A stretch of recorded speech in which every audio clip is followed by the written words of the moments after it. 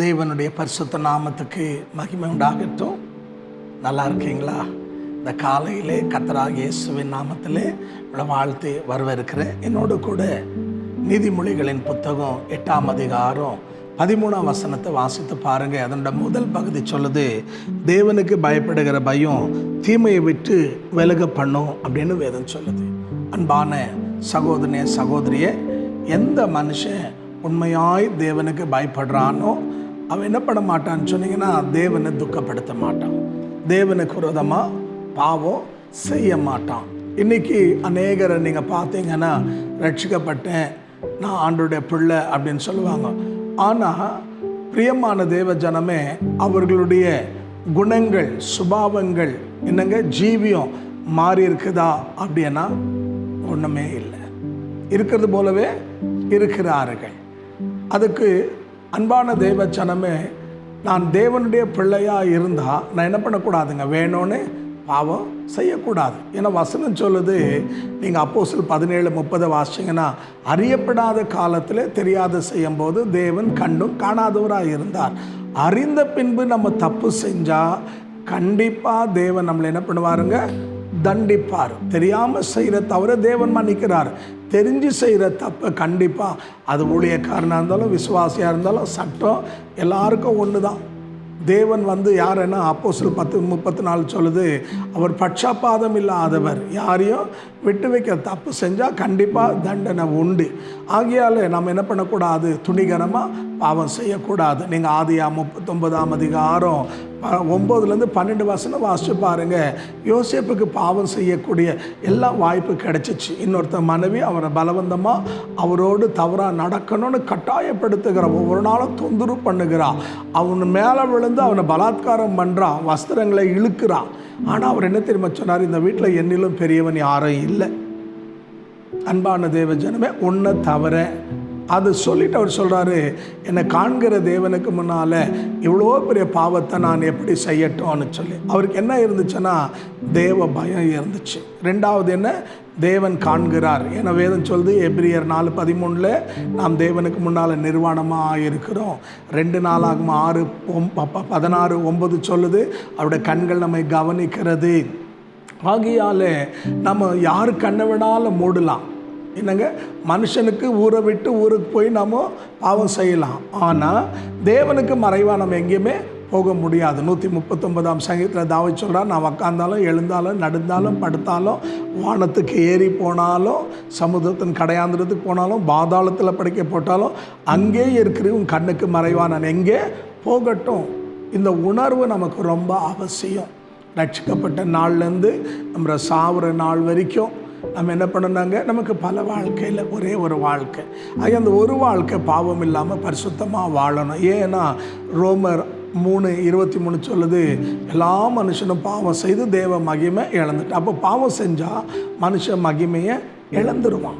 ஆகையால் மகிமையை இழந்துட்டோன்னா நம்ம யாருக்கும் பிரயோஜனமாக இருக்க மாட்டோம். அப்போ நம்ம முந்தின நிலைமையை காட்டிலும் பிந்தின நிலைமை அதிக கேடு உள்ளதாக இருக்கும். அப்போது நம்ம வருத்தப்பட்டோ நீங்கள் மனஸ்தாவப்பட்டு ஒரு பிரயோஜனம் இல்லை. ஏன்னா கர்த்தருடைய வசனம் சொல்லுது, அன்பான தேவ ஜனமே, நீங்கள் 19ஆம் சங்கீதம் 13ஆம் வசனத்தை வாசிச்சு பாருங்கள். தாவீது ஜெபம் பண்ணுறாரு, ஆண்டவரே நான் வேணும்னு பாவம் செய்யாதபடி என்னை தடுத்து நிறுத்துங்க. ஏன்னா தாவீதுக்கு தெரியும் அவர் தப்பு செஞ்சதுனால. 2 சாமுவேல் 11ஆம் அதிகாரம் 2 சாமுவேல் 12ஆம் அதிகாரத்தை நீங்கள் வாசிச்சிங்கன்னா அதனுடைய முடிவு, அதனுடைய பலன் ரொம்ப கோரமாக இருந்தது. என்னங்க, ஆகையால் தான் தாவீது சொல்கிறார், ஆண்டவரே நான் வேணும்னு பாவம் செய்யாதபடி என்னை தடுத்து நிறுத்துங்க.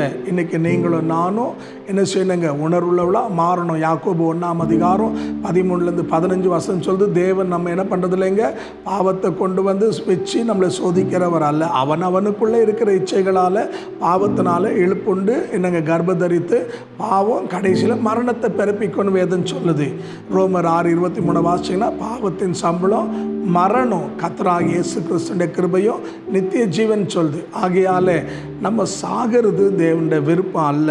நம்ம பரிசுத்தமாக வாழ்கிறது, பாவம் இல்லாமல் வாழ்கிறது, தேவனுக்கு பயந்து வாழ்கிறது தான் நமக்கு என்னங்க தேவனுக்கு விருப்பமான வாழ்க்கை. ஆகையால் இந்த வார்த்தை கேட்குற என் அன்பு சகோதரனே சகோதரியே, ரட்சிக்கப்பட்டு இன்னும் பழக்க வழக்கங்கள் மாறாமல், ஜீவியம் மாறாமல், குணங்கள் மாறாமல், சுபாவங்கள் மாறாமல் இன்னும் தொடர்ந்து நீங்கள் பாவத்திலேயே இருந்தீங்கன்னா, எசேக்கியேல் 18:23 சொல்லுது, துர்மார்க்கன் துர்மார்க்கத்தில் சாவது என்னுடைய விருப்பம் இல்லை, அவன் பாவத்தை விட்டு திரும்ப தான் எனக்கு விருப்பம். நம்மளை அழிக்கிறது ஆண்டோட விருப்பம் இல்லை. அழிக்கணும்னா அவர் பரலோகத்தை விட்டு வர வேண்டிய அவசியம் இல்லை. நமக்காக சிலுவையில் என்னங்க அவர் ஜீவனை விட வேண்டிய அவசியம் இல்லை. நாம் இருக்க வேண்டிய இடத்துல அவர் தன்னை பலியாக்க வேண்டிய அவசியம் இல்லை. ஏன்னா நாம் அழியக்கூடாது, என்னங்க நம்ம சாகக்கூடாது, நம்ம வாழணும் அவரோடு எந்தெண்டைக்கும். அதுக்காக தான் அவர் பரலோகத்தை விட்டு வந்தார். ஆகையால் ஒருவேளை இன்னைக்கு நீங்கள் பாவத்தில் வாழ்ந்துட்டு இருந்தா, இளைய குமாரன் எப்படி மனம் திரும்பினானோ அதுபோல் நீங்கள் மனம் திரும்புங்க. ஏன்னா வேதம் சொல்லுது லூக்கா 15:10 ஒரு பாவி மனம் திரும்பும்போது பரலோகத்தில் மிகுந்த சந்தோஷம். பரலோகம் சந்தோஷப்படணுமா? இன்றைக்கி உங்களுடைய வழிகளை மாற்றிக்கொண்டு, உங்களோட வாழ்க்கையை மாற்றிக்கொண்டு, உங்களுடைய கிரியைகளை மாற்றிக்கொண்டு, சுபாவங்களை மாற்றிக்கொண்டு, குணாதிசயங்களை மாற்றிக்கொண்டு தேவன் விரும்புகிற ஒரு வாழ்க்கை வாழுங்க. இந்த சரீரத்தில் உயிர் இருக்கிற வரைக்கும் பிலிப்பியர் 1:19-21 வாசிச்சு பாருங்கள். சாவுக்கு எதுவானாலும் கிறிஸ்து இயேசு என் சரீரத்தில் மகிமைப்படணும். நம்ம பாஷையில் சொன்னால் நம்மை பார்க்குறவர்கள் நமக்குள்ளே இயேசுவை பார்க்கணும். அப்படியேப்பட்ட மகிமையான வாழ்க்கை வாழ நம்மை ஒப்பு கொடுப்போம். கர்த்தர் நம்மை ஆசீர்வதிப்பார். எத்தனை பேர் விசுவாசிக்கிறீங்க? கர்த்தர் நம்மோடு பேசினாருண்டு இருக்கிற இடத்துல தலைகளை தாழ்த்து கண்களை மூடி ஜெபிப்போமா?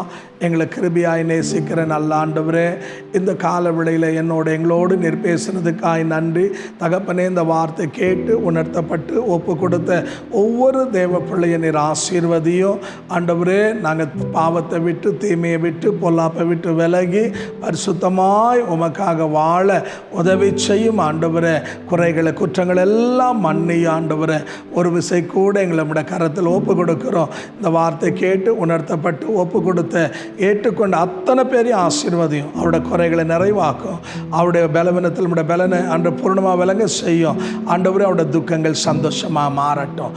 ஆசீர்வதியும் இயேசுவின் நாமத்தில் பிதாவே, ஆமென். தேவன் உங்களை ஆசீர்வதிப்பாராக. நான் விசுவாசிக்கிறேன். கர்த்தர் உங்களோடு பேசியிருக்கிறார் என்று. ஆகிய இன்னும் நீங்கள் ஆவிக்குரிய வாழ்க்கையில் வளரணும்னு விரும்பினா எங்களோடு நீங்கள் அணுகலாம். உங்களுக்கு ஜெப குறிப்பு இருந்தால் கீழே டிஸ்பிளே ஆகிறதான எங்களுடைய தொலைபேசியின் எண் வழியாக எங்களை தொடர்பு கொள்ளலாம். நாங்கள் உங்களுக்காக தொடர்ந்து ஜெபிக்கிறோம். கர்த்தர் உங்களை ஆசீர்வதிப்பார். ஆமென்.